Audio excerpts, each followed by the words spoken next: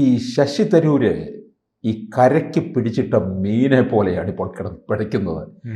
നമ്മൾ ഇടയ്ക്ക് കരുതി BJP-യിലേക്കാണ്, ഇപ്പോൾ CPM-ലേക്കാണ്, ഇതിപ്പോൾ കോൺഗ്രസിനകത്ത് നിന്ന് ഇറങ്ങിയിട്ടില്ല.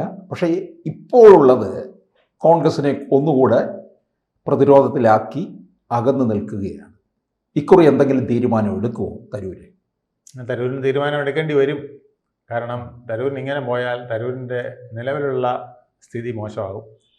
കോൺഗ്രസിനകത്ത് പല പ്രാവശ്യമാകുമ്പോൾ അവർക്കും ഒരുപാട് സംശയമാവുമല്ലോ. ഇപ്പം തന്നെ വലിയ സംശയമാണ് അവർക്ക്.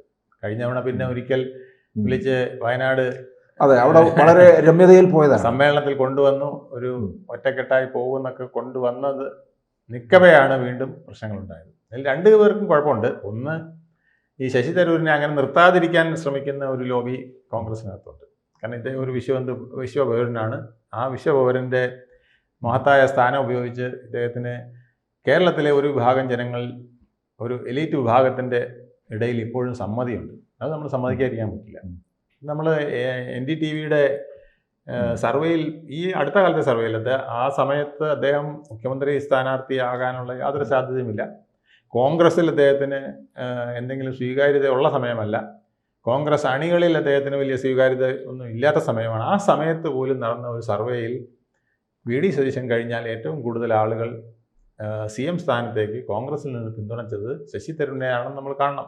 ഏതാണ്ട് 11% പേര് ശശി തരൂരിന് പിന്തുണ കൊടുത്തു. 22% പിന്നെ VD സതീശൻ്റെ പിന്തുണ. അപ്പം അത് നമ്മൾ കാണാതിരുന്നുകൂടാ. ഒരു സപ്പോർട്ടും ഇല്ലാതെ, ആരുടെയും ഒരു പിന്തുണ ഇല്ലാതെ നിൽക്കുന്ന ഈ കാലഘട്ടത്തിലും, BJP-യിലേക്ക് ചാടുമെന്ന് വിചാരിച്ച് പോലും നിൽക്കുന്ന കാലഘട്ടത്തിലും കോൺഗ്രസിൻ്റെ മുഖ്യമന്ത്രി സ്ഥാനത്തേക്ക് ഇദ്ദേഹം യോഗ്യനാണെന്ന് VD സതീശൻ കഴിഞ്ഞാൽ പറയുകയാണ്. രമേശ് ചെന്നിത്തല പോലും അവിടെ ഇല്ല, അല്ലെങ്കിൽ പിന്നെ KC വേണുഗോപാലില്ല, മറ്റാരുമില്ല. പിന്നെ ആരാ പറയുന്നത്? ശശി തരൂരിനെ മാത്രമാണ്. അതാണ് കോൺഗ്രസിൽ പലരും ഭയക്കുന്നത്. ഇദ്ദേഹം ഇവിടെ വന്നു കഴിഞ്ഞാൽ ഇദ്ദേഹത്തിന് തറ അനുകൂലമായി കിട്ടുമോ?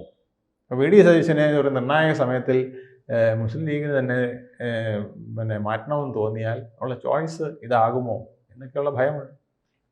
VD സതീശന് എന്തെങ്കിലും ഗ്രൂപ്പ് പ്രശ്നത്തിൽ പ്രശ്നം വരികയാണെങ്കിൽ എന്നാൽ പിന്നെ ഇദ്ദേഹം ഇരിക്കട്ടെ എന്ന് തോന്നിയാലോ? പണ്ട് കൊരങ്ങച്ചനും കുറുക്കച്ചനും കൂടെ ഈ കിട്ടിയ മുതൽ പങ്കുവെച്ചപ്പം രണ്ടുപേരും തമ്മിൽ തർക്കമായപ്പോൾ പിന്നെ പറഞ്ഞു, എന്നാൽ പിന്നെ മുതലേ അമ്മാവന് കൊടുത്തേക്കാം. അങ്ങനെ ഇത് മുതലേ അമ്മാവൻ കൊണ്ടുപോയ പോലെ തരൂരമ്മാവൻ ഇത് കൊണ്ടുപോകൂ എന്നൊരു ഭയം ചിലർക്കുണ്ട്. അപ്പം അതുകൊണ്ട് അവിടെ വെട്ടി ഒതുക്കി നിർത്തണം. പുറത്ത് ചാടിക്കണമെന്ന് ആഗ്രഹമില്ല. കാരണം പുറത്ത് ചാടിച്ചാൽ അത് BJP-യിലേക്ക് പോയാൽ അവർക്കത് ക്ഷീണമാകും. അപ്പോൾ BJP-യും കാത്തിരിക്കുന്നുണ്ട്. എന്തെങ്കിലും ഒരു അനുകൂല സാഹചര്യം ഉണ്ടായാൽ ഒരു തരൂർ കോൺഗ്രസ് തൽക്കാലമെങ്കിലും ഉണ്ടാക്കുക.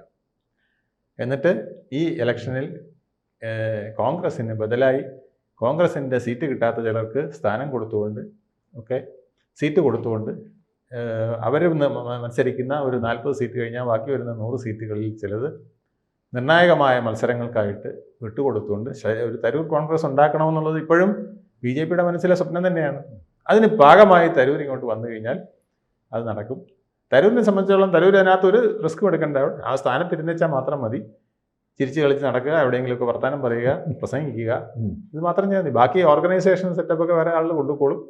അത് കഴിഞ്ഞ് ശശി തരൂരിന് ഇതിൽ നിന്ന് വിട്ടു നിൽക്കുകയോ മാറി നിൽക്കുകയോ ഒന്നും ചെയ്യാൻ വേറെ നേതൃത്വമൊക്കെ വന്ന് ഇതിങ്ങനെ കൊണ്ടുപോയിക്കോളും എന്നുള്ള രീതിയിലാണ് തരൂരിൻ്റെ ഭാവിയെക്കുറിച്ച് പലരും പറഞ്ഞു പോകുന്നു. പക്ഷെ തരൂർ ഈ CPM-ലേക്ക് ഉള്ള ഒരു നീക്കം അത് നമുക്ക് പൊതുവെ ഒരു കണ്ണിൽ പൊടിയിടലായിരുന്നു എന്നുള്ളതാണ് പലരും പറയുന്നത്. കാരണം ശശി തരൂരിനെ സംബന്ധിച്ചിടത്തോളം ഒരിക്കലും CPM-നകത്ത് പോയി നിന്ന് കോൺഗ്രസിനകത്തെ അദ്ദേഹത്തിന് ആശയവിനിമയത്തിനുള്ള സ്കോപ്പില്ല. അപ്പോൾ പിന്നെ അപ്പുറത്ത് പോയി നിന്ന് എന്ത് ചെയ്യാനാണ്?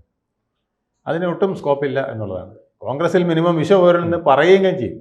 എന്നിട്ട് അവരിടയ്ക്ക് ഈ കക്ഷി രാഷ്ട്രീയത്തിൻ്റെ അളിഞ്ഞ ചെളിക്കുണ്ടിലേക്ക് അദ്ദേഹത്തിനെ സ്വീകരിക്കണം, വരണമെന്ന് പറയുകയും ചെയ്യും. അതാണ് അവരുടെ ഒരു പ്രത്യേകത. വിശ്വപൗരനായിട്ട് നിർത്തിയ വിശ്വപൗരൻ ഒരിക്കലും ഈ അളിഞ്ഞ രാഷ്ട്രീയം പറയാൻ പറ്റില്ല. അത് പറയാൻ പറ്റുമോ? കൊടിക്കുന്നിൽ സുരേഷ് കാണിക്കുന്ന രീതികളും അല്ലെങ്കിൽ അദ്ദേഹം സംസാരിക്കുന്ന രീതിയിലും ശശി തരൂരിന് സംസാരിക്കാൻ പറ്റുമോ? ഒരിക്കലും പറ്റില്ല. എവിടെയെങ്കിലും നുഴഞ്ഞു കയറി പോവുക, അവിടെ ചെന്നിട്ട് ആരെങ്കിലും പത്രക്കാരുണ്ടെങ്കിൽ അവിടെ നിന്ന് കാർ കൊടുത്തുകൊണ്ട് ഓടുക, ഇങ്ങനെയൊക്കെയുള്ള പരിപാടികൾക്കൊന്നും ശശി തരൂരിനെ കിട്ടത്തില്ല. അദ്ദേഹം ജെന്റിൽമാൻ രീതികളാണ്. പറഞ്ഞതാണ്, ചെയ്തതാണ് എന്നുള്ളതാണ്.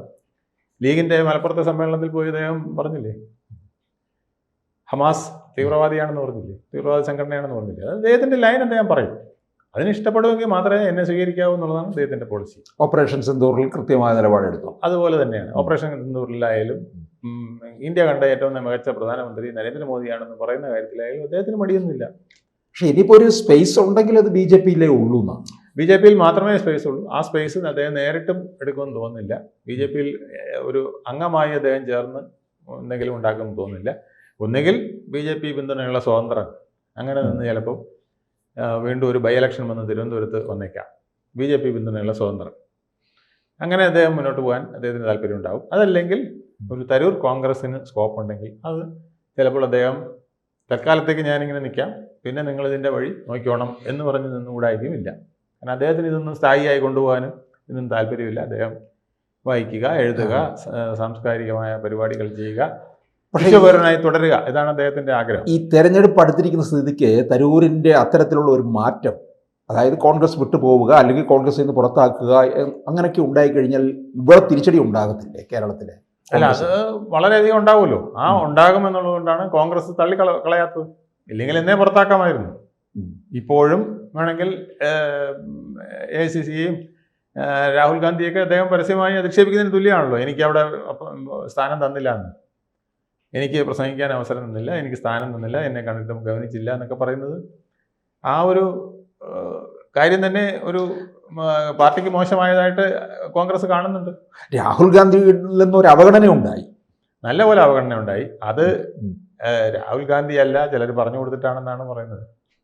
അവഗണിച്ചേക്ക്, ഇല്ലെങ്കിൽ ഇത് വലിയ വിനയാവും.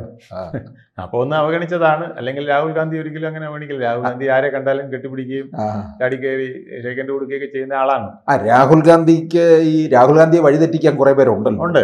അപ്പൊ അവര് പറഞ്ഞു കൊടുത്തിട്ടുണ്ട്, അവിടെ ഒരാൾ ഇരിപ്പുണ്ട്, അത് കണ്ട ഭാഗം നടിക്കണ്ട, അല്ലെ അഡ്രസ്സ് ചെയ്യാൻ വേണ്ട, വിട്ടേച്ചാൽ മതി, ഇപ്പൊ വീണ്ടും കയറി വന്നിരിക്കുകയാണ് ഇതിനകത്ത് ആളാകാനായിട്ട്, ചിലപ്പോൾ ഇനി വല്ലതും കിട്ടുമെന്ന് പറഞ്ഞ് വന്നതായിരിക്കും എന്ന് സൂചിപ്പിച്ചിട്ടുണ്ടാവാം. അപ്പൊ ആ സൂചനയിൽ നിന്നാണ് അദ്ദേഹം അതിനെ മുതലെടുത്തത്. അല്ലാതെ അദ്ദേഹത്തിന് മറവിയൊന്നും വരുന്നില്ല. ശശി തരൂരിനെ കണ്ടാൽ തിരിച്ചറിയാൻ പറ്റാത്ത ഒരു ഫിഗർ അല്ല എന്നുള്ളത് നമുക്കറിയാലോ. ഡയസിലിരിക്കുമ്പോൾ വേറെ ആരെ കണ്ടില്ലേലും ശശി തരൂരിനെ കണ്ടിരിക്കും, ശശി തരൂരിനെ നോക്കിയിരിക്കും, തീർച്ചയായിട്ടും. അത് മാത്രമല്ല, ഒരു പ്രഭയാണത്. അവിടെ ഇരിക്കുന്നതിൽ ആരെ കണ്ടില്ലേലും ശശി തരൂരിനെ കാണാതെ ആർക്കും പോകാൻ പറ്റില്ല.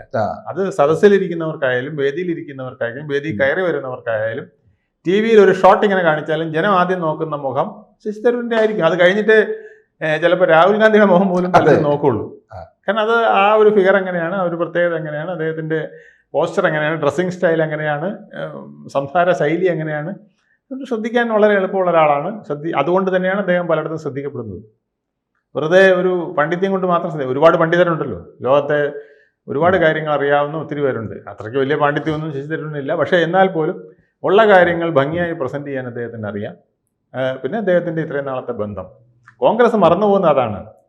ഇവിടുത്തെ ചില ഏഴാംകൂലി നേതാക്കൾ അദ്ദേഹത്തിനെ കാണുന്നത് ഞങ്ങളോടൊപ്പം ഇരിക്കുന്നില്ല. അദ്ദേഹം ആരായിരുന്നു? മാർഗരറ്റ് താച്ചറോടൊപ്പം, റൊണാൾഡ് റേഗനോടൊപ്പം, അല്ലെങ്കിൽ ഗോർബച്ചോവിനോടൊപ്പം, അല്ലെങ്കിൽ ഷീ ജിൻപിങ്ങിനോടൊപ്പം, അതുപോലെ ആ നിലവാരത്തിലുള്ള ആൾക്കാരുമായി 10-25 വർഷം സംബന്ധിച്ച ആളാണ് അദ്ദേഹം. ലോക രാഷ്ട്രീയക്കാരിൽ പ്രമുഖരെ മുഴുവൻ അത്തരത്തിൽ തോളോട് ചേർന്ന് നിന്നുകൊണ്ട് UN-ൽ സംസാരിക്കുകയും ഇടപഴകുകയും ചെയ്ത് കഴിഞ്ഞ ഒരാൾ ഇവിടെ വന്നിട്ട് ഇവിടുത്തെ ഏഴാംകൂലി കോൺഗ്രസ്സുകാരൻ്റെ രാഷ്ട്രീയത്തിൽ അദ്ദേഹം നിന്നു കൊടുക്കണം എന്ന് പറയുന്ന ആ ഒരു വിരോധാഭാസമാണ് അത് അദ്ദേഹത്തിന് ദഹിക്കാൻ പറ്റാത്തത്. എനിക്ക് തരൂരിന്റെ പ്രൊഫൈൽ മറ്റുള്ളവർക്ക് മനസ്സിലാക്കാൻ കഴിയുന്നില്ല എന്നുള്ളത് അതാണ് ഏറ്റവും കൂടുതൽ. അതാണ് അവർ വിചാരിക്കുന്നത്, ഇതെന്താ ഇയാൾ ഞങ്ങളുടെ പാർട്ടിക്കകത്ത് നിൽക്കാത്തത്, ഞങ്ങളല്ലേ ഇങ്ങനെ ജയിപ്പിച്ചത്? അല്ല, അങ്ങനെ ജയിപ്പിച്ചത് ഇവരല്ല. അങ്ങനെ ജയിപ്പിക്കാനായിട്ട് ഇവർ സ്ഥാനാർത്ഥിയാക്കി കൈപ്പത്തി ചിഹ്നം കൊടുത്തു എന്നുള്ളത് കവിഞ്ഞ് ജയിപ്പിച്ചത് ഇവിടുത്തെ നിഷ്പക്ഷരായ ഒരു വലിയ ജനവിഭാഗമാണ്. ഇല്ലെങ്കിൽ ഇവിടെ എന്നേ താമര വിരിഞ്ഞനെ. തിരുവനന്തപുരത്ത് രാജഗോപാലിനെ അവരെ തോൽപ്പിക്കാൻ ഇവർക്ക് കഴിയുമായിരുന്നു? ഒരിക്കലും കഴിയില്ല. 2014 രാജഗോപാൽ ഇവിടുന്ന് ജയിച്ചതിനെ മോദിയുടെ കൂടെ ഒരു മന്ത്രിയുമായേനെ, ക്യാബിനറ്റിൽ ഒരു മന്ത്രിയുമായേനെ.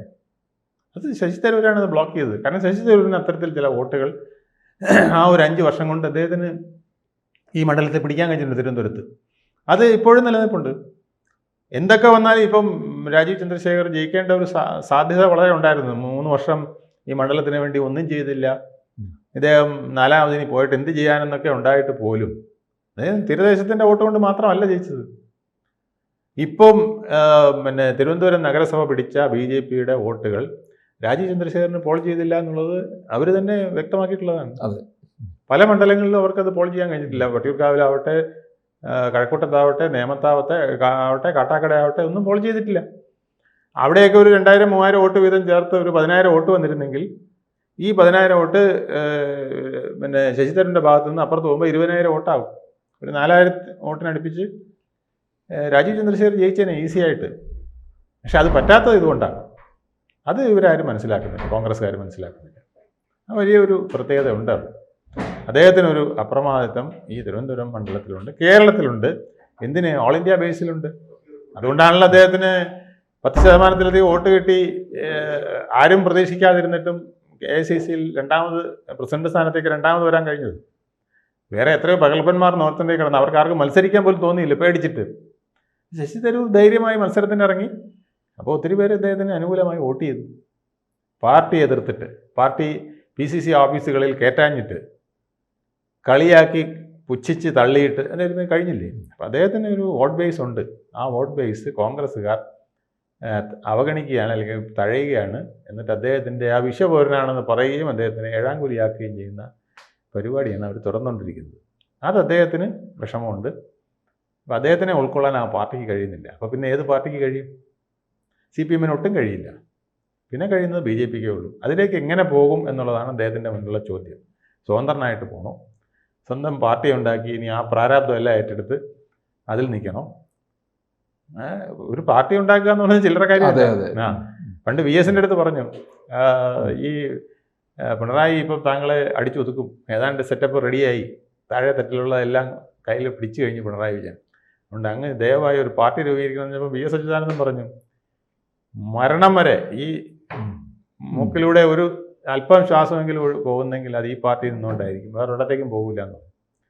നിങ്ങൾക്കറിയാമല്ലോ, പാർട്ടി രൂപീകരിച്ചിട്ട് K. കരുണാകരൻ എവിടെ പോയി? വലിയ പ്രഗത്ഭനായിരുന്നു. ഗൗരിയമ്മ എവിടെ പോയി? MV രാഘവൻ എവിടെ പോയി? ഇതൊന്നും കേരളത്തിൽ അത്ര എളുപ്പമല്ല എന്ന് പറഞ്ഞ് അദ്ദേഹം അതിനെ തഴയുകയാണ് ചെയ്തത്. അതുകൊണ്ട് പാർട്ടി രൂപീകരിക്കുക അത്ര എളുപ്പമൊന്നുമല്ല. പക്ഷേ പാർട്ടി BJPയുടെ പിന്തുണയോടുകൂടി നിന്ന് ചെയ്യുകയാണെങ്കിൽ ശശി തരൂർ അതിനകത്ത് ഒരു ഘടകമായി നിന്നു കൊടുക്കാൻ ചിലപ്പം വന്നേക്കാം. അത് ഈ താൽക്കാലികമായി കോൺഗ്രസിനെ നേരിടാനും UDF-ൻ്റെ മുന്നേറ്റത്തെ തടുക്കാനും ഒക്കെ ചിലപ്പോൾ ഉപകരിച്ചേക്കാം. അതിലേക്ക് അദ്ദേഹം പോകുമോ എന്നുള്ളതാണ് നമ്മൾ നോക്കേണ്ടത്. കൂടുതൽ വാർത്തകളും വിശേഷങ്ങളും നിങ്ങളിലേക്ക് എത്താൻ ABC മലയാളം സബ്സ്ക്രൈബ് ചെയ്യുക, ബെൽ ബട്ടണും അമർത്തുക.